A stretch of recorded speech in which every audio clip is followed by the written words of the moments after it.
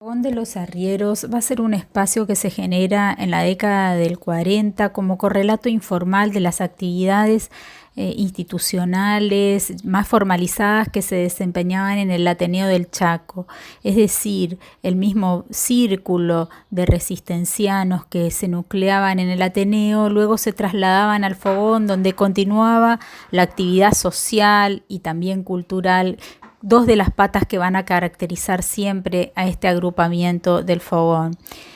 El Fogón funcionaba en una casa estilo chorizo ubicada en Brown 188, que era la casa de los hermanos Aldo y Efraín Boglietti, comerciantes que se habían afincado en el Chaco y que introdujeron el desarrollo de la aviación comercial en la provincia. Así es que al poco tiempo el poeta y tallista santafesino Juan de Dios Mena se incorpora a la casa de los Boglietti y comienza un diálogo de producción y de gestión cultural, lo que hoy podríamos denominar gestión cultural, entre reuniones informales y actos un poco más formalizados que imprimieron a este espacio el sello de lo múltiple, fragmentario y difuso que complejiza justamente los intentos por definir el Fogón de los Arrieros.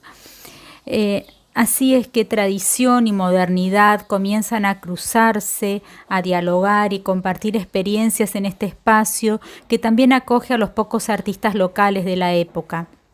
La casa se convierte en taller para los artistas, en escenario para los actores y en tribunas para los disertantes.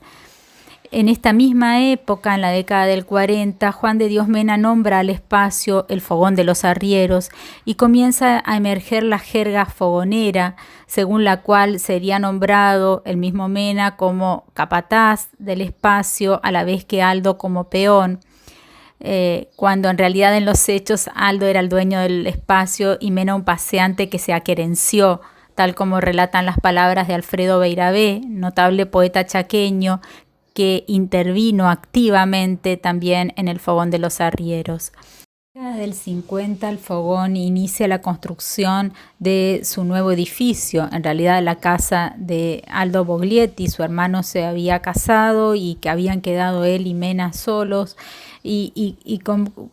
plantea el arquitecto santafesino radicado en Resistencia, Horacio Mascheroni, un edificio en clara adherencia a las ideas modernistas de Le Corbusier, que construye entonces un espacio inédito en la arquitectura chaqueña, que adhiriendo sin dudas a las ideas de Le Corbusier, pero particularmente al uso que se iba a dar este espacio entre lo público y lo privado que caracterizaba a las actividades que se desarrollaban, pero a la vez una arquitectura proyectada como arte del espacio y obras de arte situadas en el espacio, con el emplazamiento ya de muchos murales al momento previo a la construcción, a la inauguración, de este edificio. Mena no vio el nuevo edificio del Fogón ya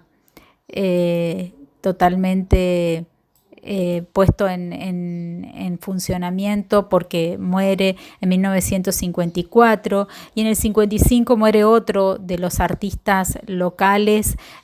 cordobés, pero radicado en Resistencia, René Brusseau, que había dejado su gran impronta también en el mismo edificio del Fogón, diseñando el piso del mismo y posteriormente su obra hasta el día de hoy constituye uno de los paneles centrales de estos edificios y además de un gran mural en este espacio. Es así que el Fogón fue dialogando con distintas actividades culturales, en el medio de las cuales vamos a resaltar tres acciones particulares. Una de ellas, como proyecto moderno, es el boletín del Fogón. Así como resulta difícil definir al Fogón, también ocurre lo mismo con esta publicación que se publicó, una publicación mensual que se editó entre 1953 y 1965 y que fue dirigida por Hilda Torres Varela, y con el gran aporte de Alfredo Beiravé. Entre ambos fueron los dos editores de este boletín. Si bien se la podría incluir entre las revistas culturales, su formato, estrategia expositiva y distribución difieren de otras que se dieron en el contexto latinoamericano hasta la década hasta el contexto latinoamericano. Su contenido refleja el perfil del grupo que conformaba el Fogón. Hay una mixtura de textos en broma, de relatos históricos, de textos críticos, del vocabulario propio, la jerga fogonera se inscribe en estos discursos del boletín. El segundo aspecto que queremos señalar es el teatro experimental del Fogón de los Arrieros, que ustedes podrán encontrar muy bien trabajado esto en el libro de Mirna Kapetinich, que ya se los recomendé previamente. El teatro del Fogón se entiende no solamente por la formación de Hilda Torres Varelas en letras y orientada al estudio del teatro, sino porque sin dudas la actividad teatral, que tenía ya una tradición en el Chaco, no solamente en la capital, sino también en el interior de la provincia, va a tener con este teatro del Fogón un quiebre en cuanto al concepto, porque sin dudas en el Fogón se van a inaugurar o se van a poner en puesta en escena obras que incluso recién se estaban inaugurando en otros lugares del mundo. La primera puesta circular de teatro se realizó justamente con una obra de Noel Coward que ustedes están viendo y que significó un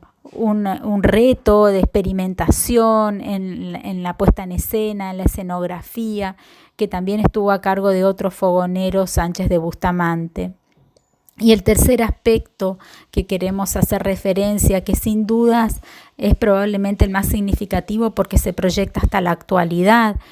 es el plan de embellecimiento de Resistencia. Este plan implicó no solamente la mejora del espacio urbano, sino particularmente el emplazamiento de obras de arte, valorando o buscando constituir un museo al aire libre y transformar a Resistencia en Ciudad de las Esculturas. El Fogón inicia este plan en 1961